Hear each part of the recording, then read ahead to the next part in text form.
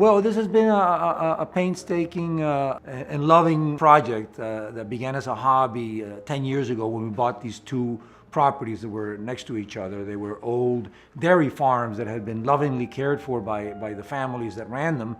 And so for 10 years we've been improving the buildings and the grounds, and now we've developed a guest house so that people can enjoy what we've been developing.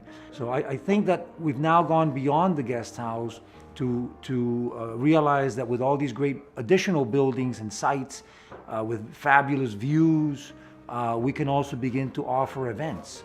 So weddings, family reunions, shows, exhibits, all sorts of things are possible. Well, when you come to Horizon View Farms, I mean, this is like your farm you always wished you had.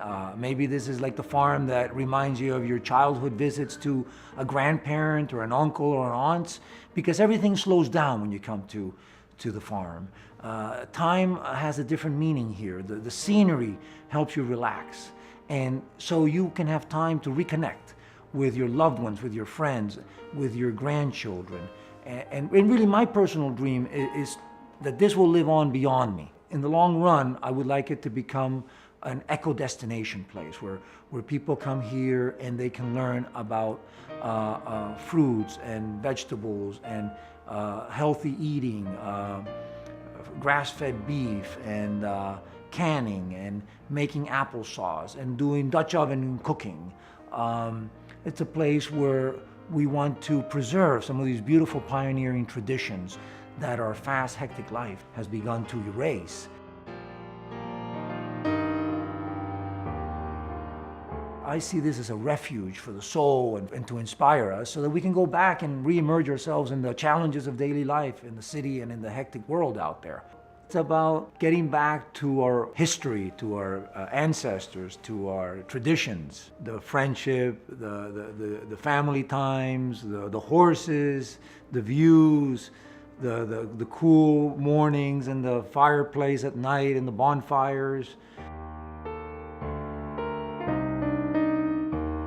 Well, when you come to the Laurel Highlands, and we're right in the middle of the Laurel Highlands, it's one of the most beautiful places that I've ever known, and I've traveled and lived in many places all over the world. I mean, the type of people that you meet here, the scenery, the four seasons are very, very clearly marked. You can, of course, do all the things that we have here at the farm, which include horseback riding, trail rides. We have draft horses. You can go for a wagon drive. We have miles of trails through woods and fields that are well groomed with great views. You have time here to sit by the bonfire and to make s'mores. We have the bike trail 3 miles from here, the Great Allegheny Passage, and not to mention all the other fantastic historical activities and other activities in the Laurel Highlands, such as hunting, fishing, and the Frank Lloyd Wright houses, whitewater rafting. It's really, the imagination is the limit as to what you can do around here. We have bicycles here on the premises as well, if you didn't bring your own, cross-country skiing, and all sorts of downhill skiing facilities are nearby. And here at the farm we have snowshoes that you can use to explore the fields in the winter, which is, you know, a different type of setting, of course. It's just magnificent.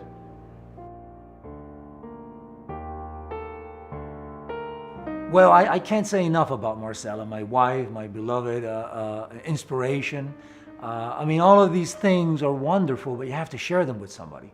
And somebody has to believe in you, because it requires a lot of faith. There is no script for what we're doing here ourselves. My father didn't have a farm, and neither did Marcela's father. We are immigrants. We arrived when we were youngsters in this country, and we want to set our roots here, and we want to give our children a place where they feel that they belong. We're neither from Colombia or from Argentina, nor totally from here. We're sort of from in between, our generation. And Marcela and I couldn't find a better place in the world to be than southwestern Pennsylvania. Between Pittsburgh and the Laurel Highlands, it just can't be any better. Culture, quality of people, quality of lives, activities, scenery, it's just magnificent.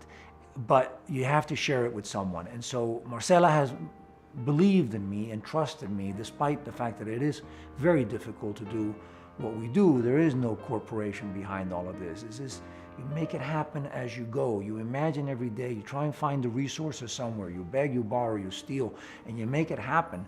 And you keep going, believing in yourself, and mostly it's Marcela believing in me, and our hope that this will be something that our children will also increasingly become, take ownership over. Well, I first fell in love with horses when I went to my Aunt Nidia's and Uncle Fidel's farm in the Andes in Colombia, near where I was born. And I just thought they were so beautiful, so majestic, and they had a mare called Camellia. I was 3.5 years old, and I will never forget Camellia. And so all my life, I thought that the horse that Camellia was, which was a Paso Fino, which I didn't even know what that was, I just knew she was very, very smooth, was what all horses were. And then when I left Colombia and I went to England and I rode other horses, I couldn't understand why all these horses were so bumpy and you had to keep moving up and down, and I just couldn't understand. I thought I had forgotten how to ride. And then I realized that actually there were many other breeds and many different gaits, but the Paso Fino is a very smooth gait, and it descends from horses that the Spanish brought to the New World in the 1400s and 1500s. Their characteristic is that they're smaller, they're very smooth, and they're very intelligent, very lively horses. Once when I was celebrating, Marcela was celebrating my birthday, she took me to Nemacolin Woodlands, and we went to the stables, and we always try and get a horse ride wherever we go. And I asked the lady, never imagining that they had Paso Finos around here. I really had no idea that they were in the United States. And I asked her, do you know of any Andalusians around here? I thought that was the closest to a Spanish horse I could find. And she said, well, there's a lady in Lemont Furnace, not far from here, that has these Spanish horses. So when we finished our weekend celebration there at Nemacolin, we went to look for these people. And lo and behold, they were not Andalusians, they were Paso Finos. And I couldn't believe, I discovered that there was a whole association of Paso Finos in this country with chapters almost in every state. So Rick Schaefer, who was here yesterday at the farm putting on a beautiful Paso Fino clinic, began to help us train the mares. And ever since, he's been involved with us in with his stallions and our mares. We've been breeding, we've been training, we've been riding, and so there's something here for everybody. And I hope that you all join us in one of these horse activities, whether it is to watch a show or to ride a horse, go on a trail ride, take a wagon ride. In the future, we hope to have events where you can go out riding, stop for breakfast, or stop for lunch, have a barbecue, or at night go for a wine tasting with a flamenco show. This is where Horizon View Farms hopefully will go someday.